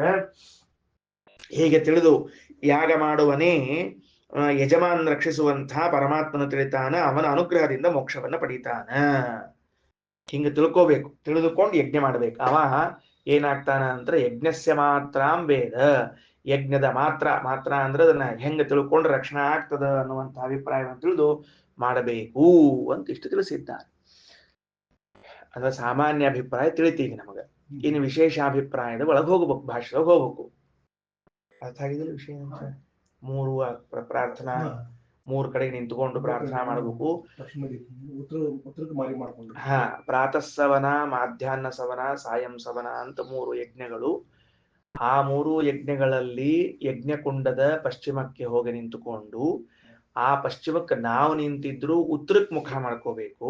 ಉತ್ತರಕ್ಕೆ ಮುಖ ಮಾಡಿಕೊಂಡು ತದಂತರ್ಗತ ಆ ಅಗ್ನಿ ಅಂತರ್ಗತರಾದ ವಸುದೇವತೆಗಳ ಅಂತರ್ಗತರಾದ ಅವರನ್ನ ಪ್ರಾರ್ಥನಾ ಮಾಡ್ಕೋಬೇಕು. ಆಗ ಭಗವಂತ ಅನುಗ್ರಹಿಸುತ್ತಾನೆ. ಇಷ್ಟು ವಿಷಯ. ಶ್ರೀನಿವಾಸ್ ಅವ್ರೇನ್ ಪ್ರಶ್ನೆ ಕೇಳಿದ್ರು, ಒಬ್ಬನೇ ಯಜಮಾನ 3 ಲೋಕ ಪ್ರಾರ್ಥನಾ ಮಾಡ್ಲಿಕ್ಕೆ ಮತ್ 3 ಲೋಕಕ್ಕೆ ಹೋಗ್ಬಿಡ್ತಾನವ ಅಂತಂದ್ರೆ ಅಲ್ಲ. ಈ ವೇದ ಮಂತ್ರ ಬೇರೆ ಬೇರೆ ಅಧಿಕಾರಿಗಳನ್ನು ಕುರಿತು ಹೇಳ್ಬೇಕಾಗಿದೆ. ಬೇರೆ ಬೇರೆ ಅಧಿಕಾರಿಗಳನ್ನು ಕುರಿತು ಹೇಳೋ ಕಾಲಕ್ಕೆ ಪ್ರಾತಃ ಸವನ, ಮಾಧ್ಯಾಹ್ನ ಸವನ, ಸಾಯಂ ಸವನ ಅನ್ನೋರು ಮಾಡ್ತಿರ್ತಾರೆ. ಅವರು ತಮ್ಮ ಯೋಗ್ಯತಾ ಗೊತ್ತಿದ್ರೆ ಅದ ಲೋಕದ ಸಲ ಪ್ರಾರ್ಥನಾ ಮಾಡ್ತಾರೆ. ಗೊತ್ತಿಲ್ಲದೆ ಹೋದ್ರೆ 3 ಸವನಕ್ಕೆ ಪ್ರಾರ್ಥನಾ ಮಾಡ್ತಾರೆ. ಎಲ್ಲಿ ಅವರ ಯೋಗ್ಯತಾ ಅದ ಭಗವಂತ ಅಲ್ಲಿ ಕಳಿಸ್ತಾನೆ. ಇಷ್ಟು ವಿಷಯ. ನಾವು ಅದೇ ಅಂತಾರಲ್ಲ, ಟಿಕೆಟ್ ಅಂತೂ ತೆಗಿಸ್ಬಿಡೋದು. ಅದು ತತ್ಕಾಲೋ ಮತ್ತು ಅತತ್ಕಾಲೋ ಆಮೇಲೆ ನೋಡ್ಕೊಳ್ಳೋದು ಅಂತ ಹಿಂಗಿರ್ತದೆ. ಸೀಟಲ್ಲಿ ಬಂದು ಆಮೇಲೆ ನೋಡ್ತೀವಿ. ಅದು ಅಪ್ಪರ್ ಬರ್ತ್ ಬಂದು, ಲೋವರ್ ಬರ್ತ್ ಬಂದದೋ ಮತ್ತೆ ಮಿಡ್ಲ್ ಬಂದದೋ ಅಂತ ಆಮೇಲೆ ನೋಡ್ತೀವಿ. ಮೊದಲು ಟಿಕೆಟ್ ಅಂತ ಮಾಡಿಸ್ಬಿಡೋ, ಊರಿಗೆ ಹೋಗ್ಬೇಕಾಗಿ ನಮಗ ಅಂತಂದಿರ್ತಾರಲ್ಲ, ಹಂಗಿದ್ದ ಹಂಗ ಮೊದ್ಲು ಮಾಡಿಸ್ಬಿಡೋದು. ಆಮೇಲೆ ಮುಂದೆ ಬರ್ತದ ಅಂತ. ಸರಿ, ಭಾಷ್ಯ ನೋಡಿ ಆಚಾರ್ಯರು 327ನೇ ಪುಟದಲ್ಲಿ ಭಾಷ್ಯ. ವಸುರುದ್ರಾದಿತೇಯೇಷು ವಿಶ್ವೇಶು. ವಸುರುದ್ರ ಆದಿತ್ಯ ವಿಶ್ವೇ ದೇವತೆಗಳಲ್ಲಿ ಸ್ಥಿತಂ ಇರುವ ಈಶ್ವರಂ ಪರಮಾತ್ಮನನ್ನು, ತನ್ನಾಮಾನಂ ಹರಿಂ ಅದೇ ನಾಮಗಳಿರುವಂತಹ ಪರಮಾತ್ಮ ಅಂದ್ರೆ ವಸುರುದ್ರ ಆದಿತ್ಯರಲ್ಲಿ ಭಗವಂತನಿದ್ದಾನೆ. ಅವನ ಹೆಸರು ಏನು ಅಂತ ಕೇಳಿದ್ರೆ ತನ್ನಾಮಾನಂ, ಅದೇ ಹೆಸರು. ವಸು ರುದ್ರ ಆದಿತ್ಯ ವಿಶ್ವೇ ದೇವ ಅಂತ ಹೆಸರು. ತನ್ನಾಮನಂ ಮಂತ್ರೈಹಿ ಮಂತ್ರಗಳಿಂದ, ಲೋಕದ್ವಾರಾದಿಭಿ ಪ್ರಭುಂ ಪ್ರಾರ್ಥಯಿತ್ವ, ಲೋಕದ್ವಾರಾದಿಗಳಿಂದ, ಅದೇ ಲೋಕದ್ವಾರ ಸಾಮ ಅಂತ ಹೇಳಿದದಕ್ಕೆ, ಆ ಲೋಕದ್ವಾರಾದಿ ಸಾಮಗಳಿಂದ ಪ್ರಭುಂ ಪ್ರಾರ್ಥಯಿತ್ವ ಭಗವಂತನನ್ನು ಪ್ರಾರ್ಥಿಸಿ, ದಿವಂ ದಿವಂ ಅಂದ್ರೆ ಸ್ವರ್ಗಂ. ದಿವ ಶಬ್ದಕ್ಕೆ ಅರ್ಥ ಏನು? ಸ್ವರ್ಗ. ಬರ್ಕೊಂಡಿಟ್ಕೊಳ್ರಿ. ತೂ ಅಜ್ಞ ಅಜ್ಞಾನಿಯಾಗಿದ್ರೆ, ಅಜ್ಞಾನಿ ಅಂದ್ರೆ ದಡ್ಡಶಿ ಮಡ್ಡಶಿ ಅಲ್ಲಿ ಅಪರೋಕ್ಷ ಜ್ಞಾನ ಆಗದೇ ಇದ್ದವನು ಅಂತ ತಾತ್ಪರ್ಯ. ಅಜ್ಞ ಅಪರೋಕ್ಷ ಜ್ಞಾನವಲ್ಲದವನು ಹೀಗೆ ಪ್ರಾರ್ಥನೆ ಮಾಡಿ ಸ್ವರ್ಗವನ್ನು ಹೊಂತಾನ. ಜ್ಞ ಅಂದ್ರೆ ಅಪರೋಕ್ಷ ಜ್ಞಾನಿಯು ಮೋಕ್ಷಂ ಪ್ರಾಪ್ನುಯಾ ತಥಾ ಮೋಕ್ಷವನ್ನು ಹೊಂದುತ್ತಾನೆ. ಶಾಸ್ತ್ರದಲ್ಲಿ ಅನೇಕ ಕಡೆಗಳಲ್ಲಿ ಅಜ್ಞಾನಿ ಜ್ಞಾನಿ ಅಜ್ಞಾನಿ ಜ್ಞಾನಿ ಅಂತನ್ನೋ ಶಬ್ದಗಳು ಬಂದರೆ ಅಪರೋಕ್ಷ ಜ್ಞಾನವಿಲ್ಲದವರು ಅಪರೋಕ್ಷ ಜ್ಞಾನವಿದ್ದವರು ಅಂತ ಅರ್ಥವೇ ಹೊರತಾಗಿ ಏನೂ ಬರದೇ ಇರುವಂತಹ ಅಂಗೂಠ ಛಾಪ್ ಅಲ್ಲ, ಅವನನ್ನ ಇಲ್ಲಿ ಹೇಳುವುದಿಲ್ಲ. ಸರಿ. ಯಜಮಾನ ನಾನ್ಯಥಾತು ಲೋಕೋ ಅಸ್ಯ ಪ್ರಾಪ್ಯತೆ ವರಹ. ಯಜಮಾನನು ಹೀಗೆ ಪ್ರಾರ್ಥನೆ ಮಾಡಿದಾಗ ಮಾತ್ರ ಲೋಕವನ್ನು ಹೊಂದುತ್ತಾನ. ಯಜಮಾನನು ಹೀಗೆ ಪ್ರಾರ್ಥನೆಯನ್ನು ಮಾಡಿದಾಗ ಮಾತ್ರ ಹೊಂದುತ್ತಾನ. ನ ಅನ್ಯಥಾ ಇಲ್ಲದೆ ಇದ್ರೆ ಇಲ್ಲ. ಇಲ್ಲದೆ ಇದ್ರೆ ಇಲ್ಲ, ಮರಿಬೇಡ್ರಿ. ಆಯ್ತಾ? ಇನ್ನ ಪ್ರಾಪ್ಯತೆ ವರಹ. ವರಹ ಅಂದ್ರೆ ವರಹ ಲೋಕ, ಶ್ರೇಷ್ಠವಾದ ಲೋಕಗಳು. ರಾಜಾನಂ ಪೃಥಿವೀ ಲೋಕೆ ರಾಜ್ಯಮಿತ್ಯುಚ್ಯತೆ ಬುಧೈಹಿ.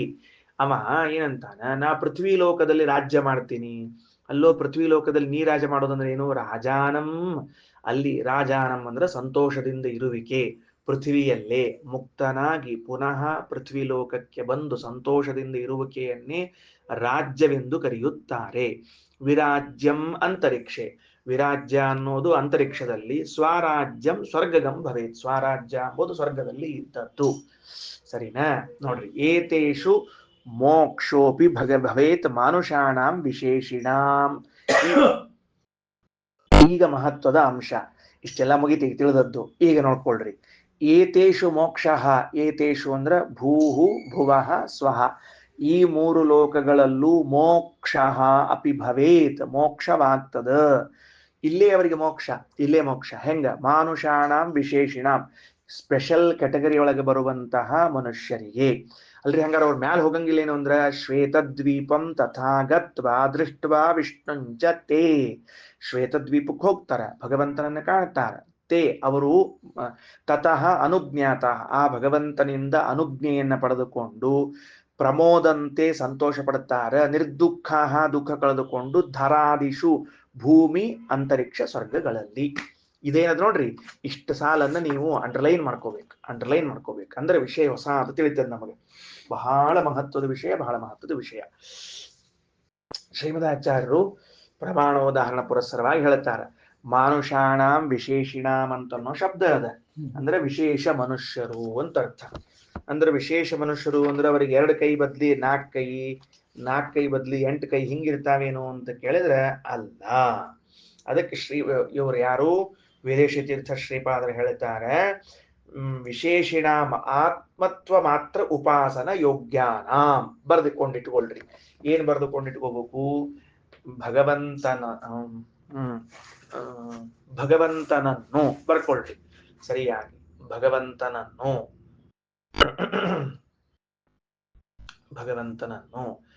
ಆತ್ಮ ಎಂದು ಬ್ರಾಕೆಟ್ ಒಳಗ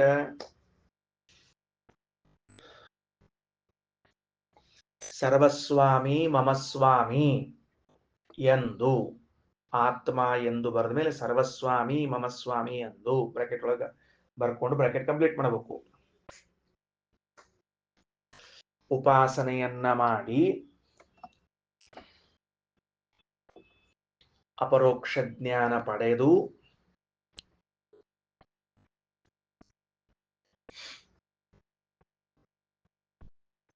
ವಿರಜಾ ನದಿಯಲ್ಲಿ ಲಿಂಗದೇಹ ಭಂಗ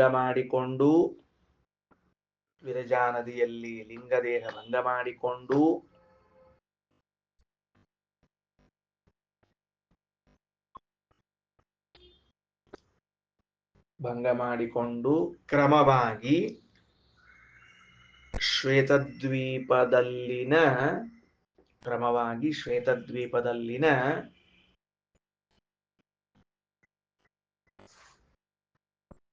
ವಾಸುದೇವನ ದರ್ಶನ ಮಾಡಿಕೊಂಡು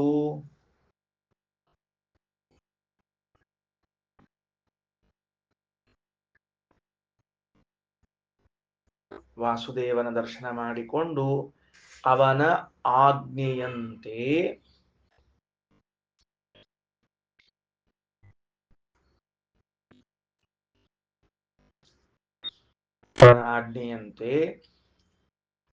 ಭೂಹು ಭುವಃ ಸ್ವಃ ಎಂಬ ಮೂರು ಲೋಕಗಳಲ್ಲಿಯೇ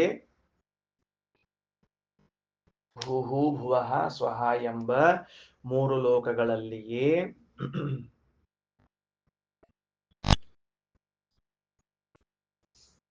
ಬಂದು ಇದ್ದು ಮೋಕ್ಷ ಸುಖವನ್ನು ಅನುಭವಿಸುತ್ತಾರೆ. ಸರಿ ಆಯ್ತಾ? ಈಗೇನು ಅಂದ್ರ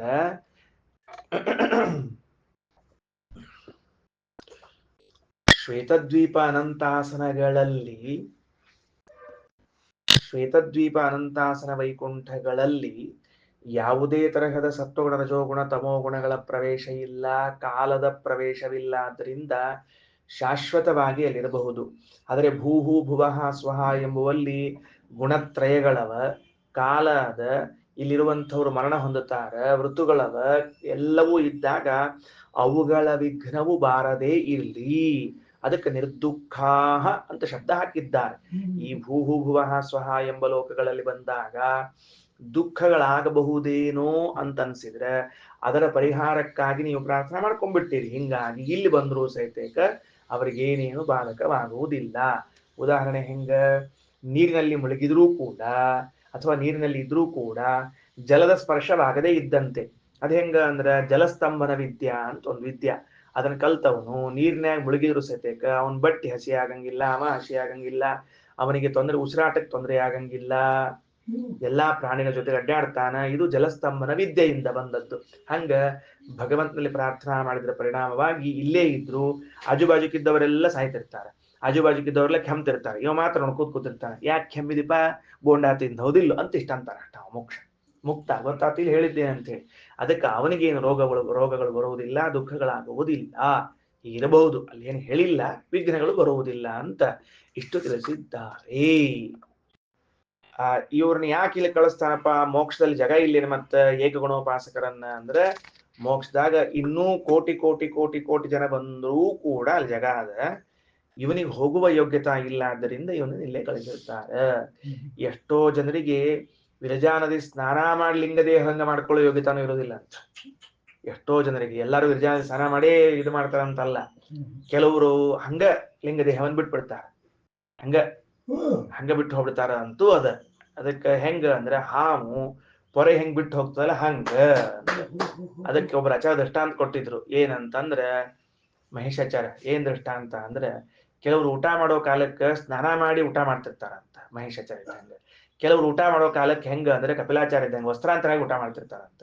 ಹಂಗ ಏನು ಅಂದ್ರೆ ಕೆಲವರು ಲಿಂಗದೇಹವನ್ನ ಹಂಗೆ ಬಿಟ್ಬಿಡ್ತಾರ, ಕೆಲವರು ಸ್ನಾನ ಮಾಡಿ ಬಿಡ್ತಾರ ಅಂತ ಹಿಂಗ್ ವ್ಯವಸ್ಥೆ. ಹಂಗೂ ಅದ ಎಲ್ಲಾ. ಹೌದೌದೌದೌದು, ಪವರ್ಫುಲ್ ಅಲ್ಲ, ಅವ್ರು ವಿಜಯಾದಿಗೆ ಹೋಗೋ ಯೋಗ್ಯತೆ ಇರೋದಿಲ್ಲ. ಹಂಗ ಹಿಂಗೆ ಬಲ್ಲೆ ಬಂದ್ಬಿಡ್ತಾರೆ, ಹಿಂಗ ವ್ಯವಸ್ಥೆ ಅದು. ಏನು ಅದಕ್ಕೆ ವದರಾಶ್ರಮ ಬರ್ದಾರ, ವೈಕುಂಠ ವರ್ಣದಾಗ ಇವೆಲ್ಲ ಬರ್ದಾರ ಅವ್ರು. ಅಂತೂ ಹಿಂಗ ಆಗ್ತದ. ಅದಾದ ಮೇಲೆ ಮತ್ತೆ ಇಲ್ಲಿ ಬಂದು ಏನ್ ಮಾಡ್ತಾರ ಅವರು, ಮೋಕ್ಷ ಸುಖವನ್ನು ಅನುಭವಿಸ್ತಾರೆ. ಅದ್ರೊಳಗೂ ಮತ್ತ ಏಕಗುಣೋಪಾಸಕರಲ್ಲೂ 3 ಥರ, ಭೂಮಿಯಲ್ಲಿರೋರು, ಅಂತರಿಕ್ಷದಲ್ಲಿರೋರು, ಸ್ವರ್ಗದಲ್ಲಿರೋರು. ಮತ್ತೆ ಆ ಏಕಗುಣೋಪಾಸನ ಅಂಬೋದು ಎಷ್ಟು ಚಂದದ ಅಂದ್ರೆ, ಸ್ವಾಮಿ ಸ್ವಾಮಿ ಸ್ವಾಮಿ ಅಂತ ಉಪಾಸನೆ ಮಾಡ್ತಿರ್ತಾನ ಅವ. ಮಮ ಸ್ವಾಮಿ ಸರ್ವಸ್ವಾಮಿ, ಮಮ ಸ್ವಾಮಿ ಸರ್ವಸ್ವಾಮಿ, ಇಷ್ಟ ಉಪಾಸನ ಒಂದು, ಬೇರೆ ಏನು ಮಾಡೋದಿಲ್ಲ ಅವ. ಎಲ್ಲ ಅದ್ರೊಳಗೆ ಬಂತ ಅಂತ ಹೇಳ್ಬಿಡ್ತಾವ. ಕೆಲವರು ಒಮ್ಮೆ ಸ್ನಾನ ಮಾಡಿದ್ರೆ ಎಲ್ಲ ಮಡಿ ಮೇಲಿಗೆ ಒಮ್ಮೆ ಬಂತು ಅಂತಿರ್ತಾರಲ್ಲ, ಹಂಗಿರ್ತಾರೆ. ಅಂದ್ರೆ ಒಮ್ಮೆ ಸ್ನಾನ ಮಾಡ್ಬಿಡೋದು, ಅದ್ರೊಳಗೆ ದೇವ್ರ ಪೂಜೆ, ಅದ್ರೊಳಗೆ ಊಟ, ಅದ್ರೊಳಗೆ ಎಲ್ಲ ಎಲ್ಲೋ ಮಡಿ ಸ್ನಾನ ಮಾಡೇ ಇಲ್ಲ, ಒಮ್ಮೆ ಸ್ನಾನ ಮಾಡಿದ್ ಬಂತ್ರಿ ಎಲ್ಲ, ಹಂಗೆಲ್ಲ ಭಾಳ ಕೇಳಿಕ್ ಹೋಗ್ಬೇಡ್ರಿ ಅಂತ ಇಷ್ಟ ಅಂತಿರ್ತಾರ. ಹಂಗಿದ್ದಂಗ ಎಲ್ಲವನ್ನು ಅದರಲ್ಲಿ ಪಡೀತಾರ. ಏಕಗುಣೋಪಾಸನ ಅಂತ ಅನ್ನೋದ್ರ ಫಲ ಹಿಂಗದ ಅಂತ ತಿಳಿಸಿದ್ದಾರೆ. ಯೋ ದೇವಾನಾಂ ನಾಮಧಃ ಏಕ ಏವ ಇತಿಶ್ರತೇಶ್ಚ ಭಗವತಃ ಏವ ಸ್ವಾದಿ ನಾಮಾನಿ. ಅಲ್ರಿ, ಇಲ್ಲಿ ಬಂದಿರೋದು ವಸು, ರುದ್ರ, ಆದಿತ್ಯ, ವಿಶ್ವೇ ದೇವತೆಗಳು ಅಂತ ದೇವತೆಗಳ ಹೆಸರು ಬಂದದ.